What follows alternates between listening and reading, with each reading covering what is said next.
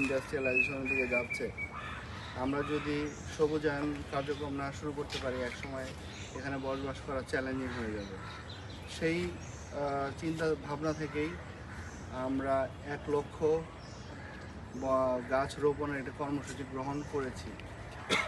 গত 10ই মে আমাদের মান্যবর বিভাগীয় কমিশনার স্যার এসে এই কর্মসূচির উদ্বোধন করেছেন এবং আমরা সেদিন 14টি পয়েন্টে আমরা 10,000 গাছ রোপণ করেছিলাম। এ পর্যন্ত আমরা প্রায় 50,000 গাছের মতো আমরা বিতরণ করেছি এবং বিভিন্ন জেলা এবং উপজেলাতেও এবং সেগুলো রোপণ করা হয়েছে। আমরা এই মাসেই 1 লক্ষ গাছ রোপণ কার্যক্রম আমরা সমাপ্ত করতে পারছি।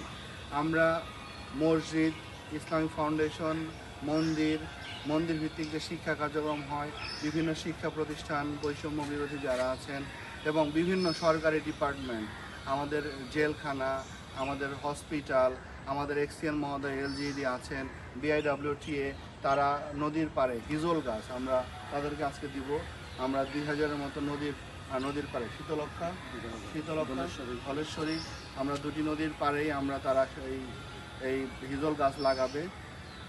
আমরা এর মাধ্যমে এই মাসেই মধ্যেই আমরা 1 লক্ষ গাছ লাগানোর যে কর্মসূচি গ্রহণ করেছিলাম সেটি আমরা শেষ করব ইনশাল্লাহ। এরপরে গাছ লাগানো চলবে, আমাদের আরও অন্যান্য কর্মসূচি আছে, তবে আমাদের ঠিক আছে।